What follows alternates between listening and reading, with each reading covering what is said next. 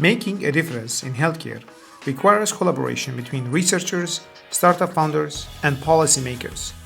This is what Delta is about, hosting conversations with leaders on the path to serious innovation. Hello everyone, my name is Rupen, and I'm a physician on a journey to meet people who are making a delta in healthcare. Hello everyone, and welcome to another episode of Delta. Before introducing my next guest, I will tell you a story. A while ago, I was in emergency and I met this 42-year-old woman who had a couple of kids, and she was diagnosed with stomach cancer. Stomach cancer, unfortunately, right now is considered deadly. We don't have tons of ways of treating it. We do have some clinical trials, we do have some chemotherapy, but this one was struggling with stage 4. Stage 4 means like the stomach cancer traveled to all over your body and it's very hard to control. I grabbed my phone and I immediately messaged Tori Smith. He's the CEO of Endiatix. He was on the show a while ago. He said, like, Tori, what's going on with you guys? Like, we need this pill sooner than later. Over the last 7-8 months, I had the chance to follow Endiatix success, and these guys have been amazing. Like, they've been killing it. They are all hustlers, great workers. And today I have the privilege to host their Chief Business Officer, Chris Green. Chris, welcome to the show. Thank you, Dr. Odabashian. This is a real pleasure. Thank you for following up. So first, it's actually very good news for both our company, but more importantly, the broader world who are awaiting this tech. The reason that Tori himself is not here is that our team has been invited to Singapore to give a Fortune conference, which is happening about a week from now. I guess we'll get into this in more detail, but Asia is the next logical thrust beyond the United States in adopting this technology. As I'm sure as an oncologist, you're likely aware, the rates of gastric cancer are higher in Asia Correct. in particular because of H. pylori, chronic infections in the stomach, and other lifestyle issues. So I look forward to discussing in much more detail how we're succeeding with our trials and building this company and delivering this product to market that you and other GI doctors and medical professionals of various backgrounds are obviously awaiting. Yeah, thank you so much, man. Just call me Ruben. It's an honor and privilege to have you here. So just like to recap, it's been a while since last time we met on the show. It was like 7 or 8 or maybe not 9 months ago. So in these 9 months, you guys achieved a lot. So can you just give a quick breakdown in those 9 months? What did Endiatix do? Where are we right now, and where the future is going? Well, the company developed a lot based on it's actually delivering a working product and receiving social and large-scale recognition from public events, right? So we've achieved a lot of what would be the pie in the sky goals of any young tech company proving itself and proving its amazing social impact and value.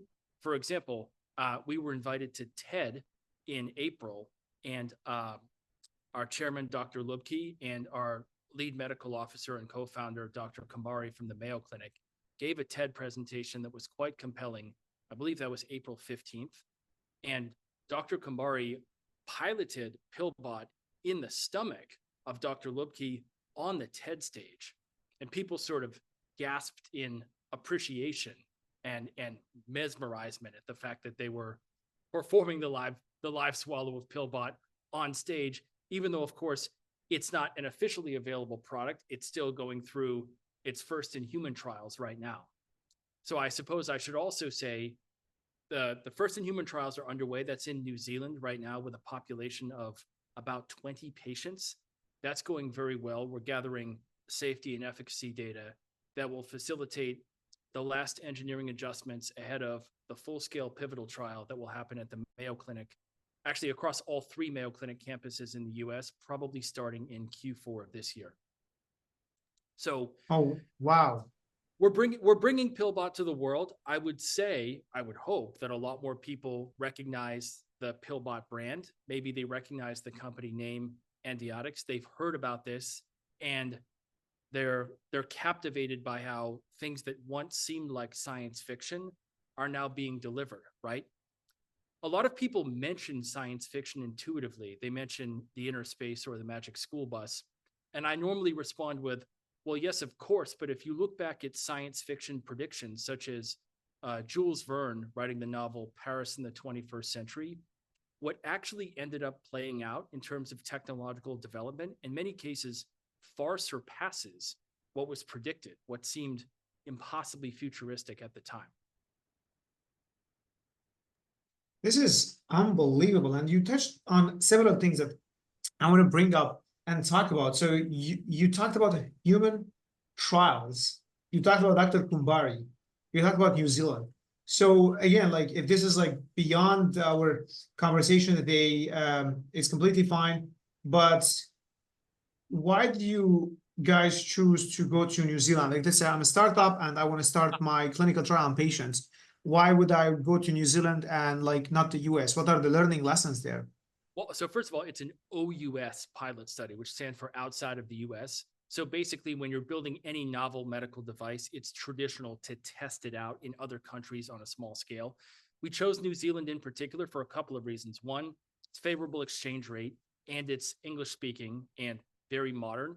It also has a possible pathway to early revenue because in New Zealand and actually Australia, there's no exact analog to the FDA bureaucracy. So once you test a device, the standards to be allowed to start actually selling it and using it are much lower. Now, don't quote me on the legal complexities of all of that because I'm not an attorney or a clinical advisor, but there's a pathway to some early revenue and perhaps more importantly, early feedback from GI doctors in that part of the world that they very keenly await this device, right? And that's the most exciting thing that keeps compelling us every day is doctors like yourself saying, of course, when's it ready? When can I use it? The short answer is probably about 15 to 18 months from now, once we clear FDA in late 25. Yeah, like we don't need to go through the details, as you said, like, but I think the exchange rate and population acceptance and less bureaucracy. And bureaucracy, it's like it's a lot. It's like in the US, like I'm doing a small research which does not involve any human beings and doesn't involve any participants. It's just like extracting data from medical records to test different AI tools. And like I've been struggling to get an approval for this over 6 months. Imagine if you're gonna bring real humans and gonna get them a medical device or the PillBot. So it is tons of bureaucracy. I completely agree with you. I would say not only is it bureaucracy, but the complexity of that regime Yeah, has created the opportunity, right? So for example, why haven't manufacturers of passive pill cameras actually updated their device to independently locomote in the past 20 years that they've been being used on a small scale?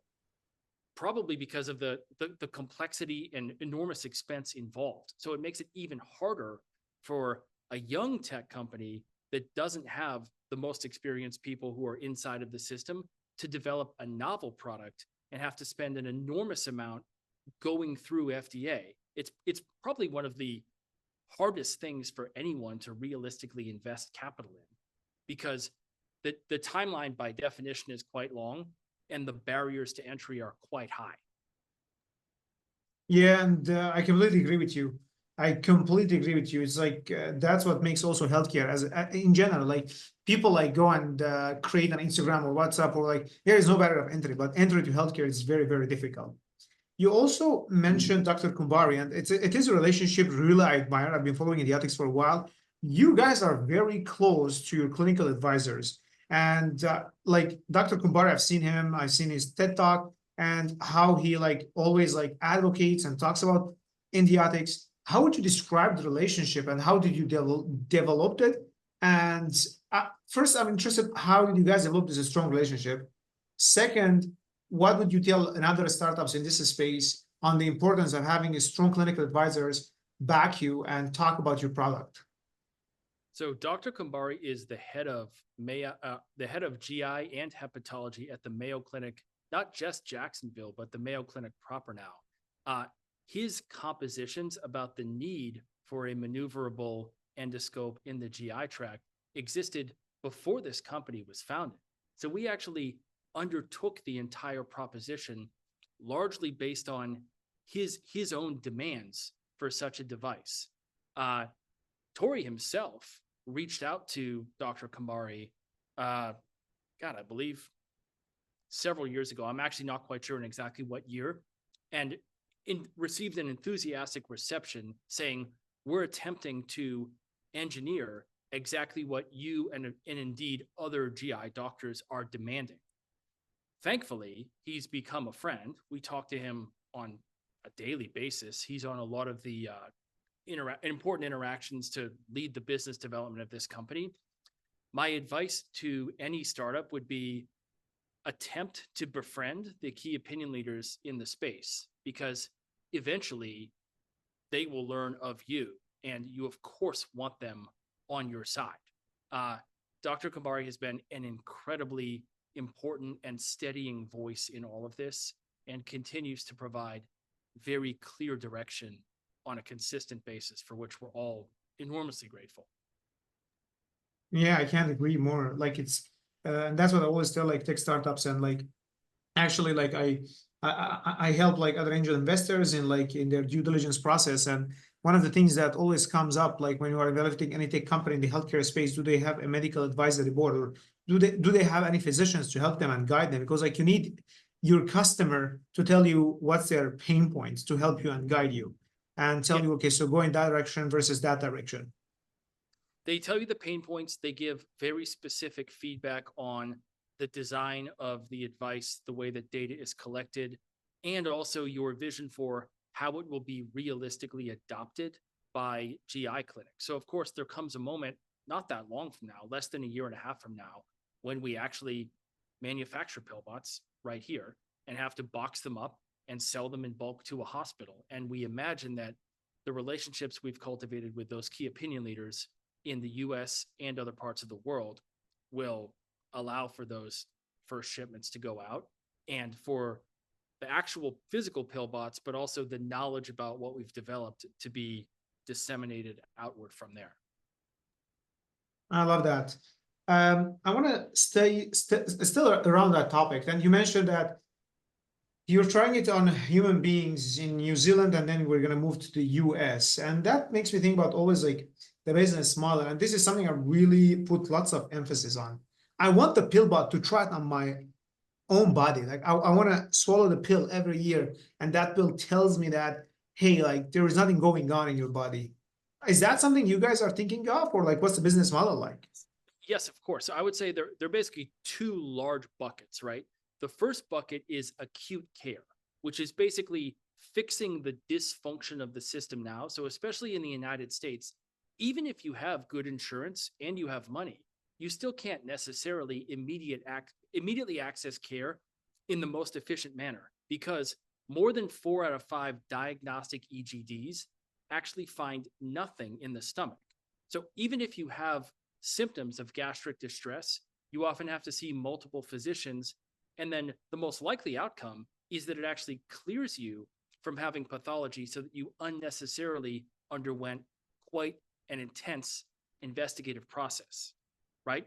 So there's acute care in which a PillBot screening will make the whole process more streamlined, of course. And even that itself is enough of a market to dramatically reshape and make this company enormously profitable.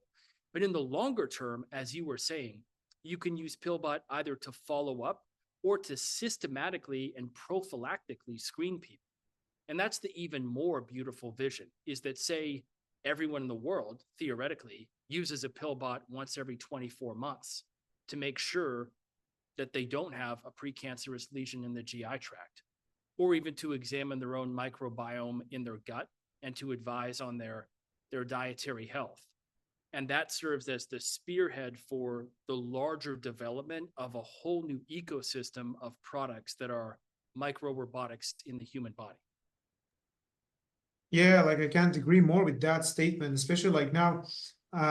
Again, this reflects my opinion. It does not reflect the opinion of the people I work for, hospitals or clinics or whoever entities they are. I don't believe that the current guidelines of cancer screening, they are doing a good job, because I see tons of young patients with cancer, and it is the most frustrating and the most, like, it's the hardest thing I imagine, seeing someone else who's my age or even younger diagnosed with stage 3, stage 4 advanced cancer. Like two of my friends are diagnosed, actually three of my friends now. 2 weeks ago, one of other of my friends was diagnosed with cancer, and they are younger than me. It's crazy. So I think we should have a more robust screening method where people are also becoming more aware. Like people are becoming more aware. People want to screen for their cancer. So like kudos to you guys on what you are doing. Like this is really needed product. Like patients or people or anyone should have ability to like order PillBot from Amazon or go and buy it from the pharmacy and like just check on themselves.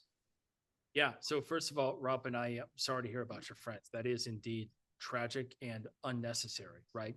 It's sad to see a big lag time, a lag time of almost a generation, it seems, between what technology could provide and what it seems to be actually delivering in the real world. So we will bridge that gap with PillBot. And there's also an element of, as you said, patients demanding better service, or maybe you could picture it as the cat's out of the bag, right? If people are aware of a preferred alternative that's easier to access and works better and causes them less discomfort and lets them be proactive in managing their health, you can't really stop them from doing it, even if they have to pay, right? Even if they have to pay out of pocket for a device, and even if it were more expensive, which it's not, it's actually much less expensive, but people can, they still, they demand that. And we want that sort of groundswell of energy where people say, how is it possible that in the year 2025, 2030, 2050, right, to still die of things that are easily preventable and treatable with a relatively simple screening. So I wholeheartedly agree that the society-wide preventive medicine is coming. We hope to be one of the main companies that delivers it around the world. And I want to switch gears a bit. So Endiatx is like a medical device company, and medical device company usually like it's capital. It requires lots of capital, and I'm sure you guys went through good amount of fundraising, and you succeeded so far. So if or what advice would you give for someone else in your shoes right now trying to fundraise to start a medical device company? I could spend the next several hours talking about this.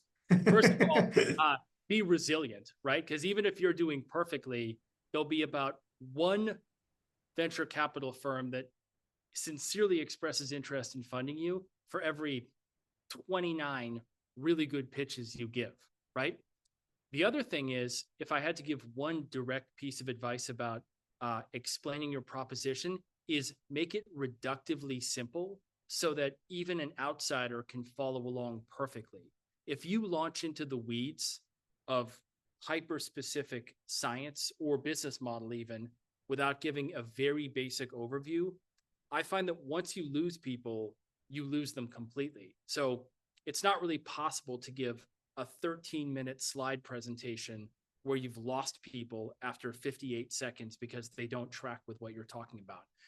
I certainly have seen other pitches from other companies where I did not understand what the company actually did. And it was clear to me that the person giving the talk understood it perfectly, but was also unable to impart it coherently to a total beginner. So as I myself have iterated the slide deck, we've made it simpler and simpler and a shorter number of total slides. And we tend to have reduced the speaking time on our part. We find that the best way to explain the product is to speak for 2 or 3 minutes, pause and take questions, and then speak for another 2 or 3 minutes with another couple of slides, rather than a one-sided delivery of an extensive slide deck. I believe more people get turned off than turned on by that. This is really interesting. I really like it because like I attend pitches like every week, four to five pitches. It really depends on how busy the week is. And as you said, like usually like it's 25 minutes or 30 minutes of presentation. And I would be writing question. I have 200 questions after they finish the pitch, and then we bombard them with questions. Yeah. But Another I 60 like this seconds of way. Q&A, right? Yeah. Yes. No, I really like this way because you can build a rapport with your audience. You can. So you have to build a rapport, and you can't expect to close anything in the first meeting. So my advice would be for young startups, if you have a 30-minute VC call, be done with the slide deck at minute 16 and hope that they keep going with questions.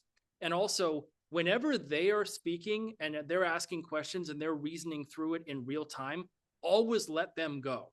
Whenever the person on the other side is talking, always let them finish. In fact, it's actually preferable to have the investor talking more than you yourself.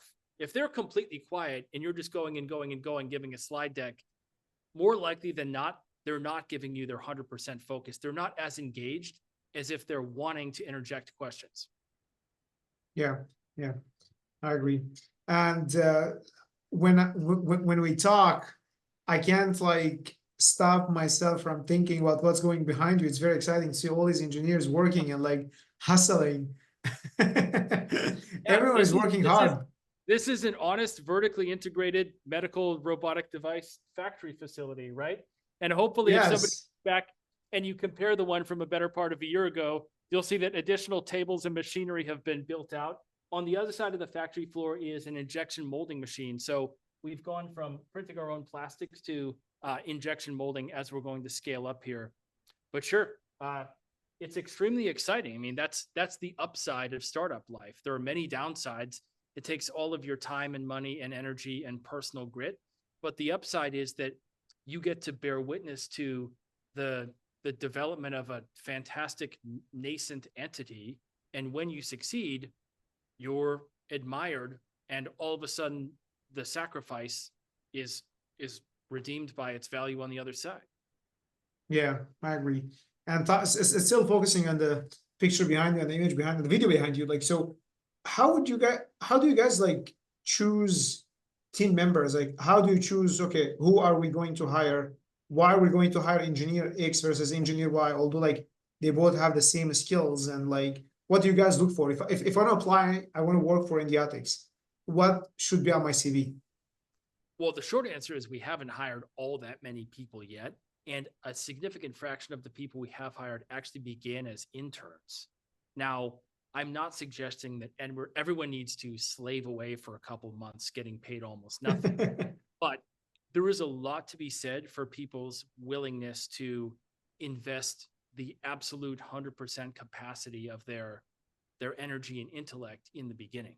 So I would view it just the same as if you're letting somebody into school, right? You're choosing who's the person I'm going to admit to this school. Is the person who, when you ask them, why do you want to get involved? They don't just say, well, I'm really smart and I'm standing here and I'm qualified, right? They say, it is to your advantage to select me because I am wholeheartedly devoted to your undertaking. And I'm enthusiastic about being able to belong in developing this technology. They have to say that, and they have to basically prove it by working really hard, at least in the very, very beginning. They have to be exceptionally disciplined. And as I said, a lot of them go through trials as interns. I should probably say, so, well, you can guess as a follow-up to that, we're hiring very young people, and it doesn't necessarily matter exactly what degree they have. So even somebody who's midway through college, if they know enough and are motivated enough to be helpful here, that more than transcends other considerations about their official qualifications. I love it. I think knowledge is becoming secondary in this day and age. Knowledge is available. Like, I'm teaching myself programming. I'm not a great programmer, don't get me wrong, but like, you can access Coursera for free. You can access like edX or whatever teaching platform you want for free. The question is like, do you have the grit to learn? Of course, That's right. So the, in the information age, anyone can learn anything that they want to. yeah. Now, most people go home at the end of work on a long day. Do they sit down and study how to speak Swedish on YouTube? No, of course not, right? People just want to relax. But if you are motivated, it's almost frightening that how little limitations there are on how you could improve your knowledge base and cognitive capacity, right? You know what I actually love? Spoiler, I'm gonna plug something, is Project Euler, named after the Swiss mathematician. When you're learning to program, I myself got good at Python by learning through Project Euler. You can basically use mathematical Project Euler. Project Euler, yeah, EULER. It's called Okay. inductive chain learning, where you employ the module of programming necessary to solve a particular proposition in the subsequent proposition. So basically, you solve problems in an order that teaches you to master number theory and mathematics along with programming at the same time. And it will seed you with a solution on a small scale, and you have to architect a solution on a larger scale and refactor the code to be efficient and avoid redundancy, because you can't just brute force it. Anyway, I could talk about those mathematical programming things all day, but I love it. I love that we're in an age where your degrees and qualifications, they matter a lot, but they matter a little bit less by comparison than they used to against your grit and your hustle and your real charisma and passion. When somebody's looking you square in the eye and say, tell me why you want to be involved in this. If you can't go with some spirit, you're not going to get a job against other competitive people. Yeah, I agree with that. And like just following up on that, so like I think I don't know, when did you learn programming? So I just started learning programming with like around I would say 6 months ago. I found ChatGPT and the Claude my best teachers. So I just opened a course from Coursera. There are great courses from University of Michigan. Kudos to University of Michigan.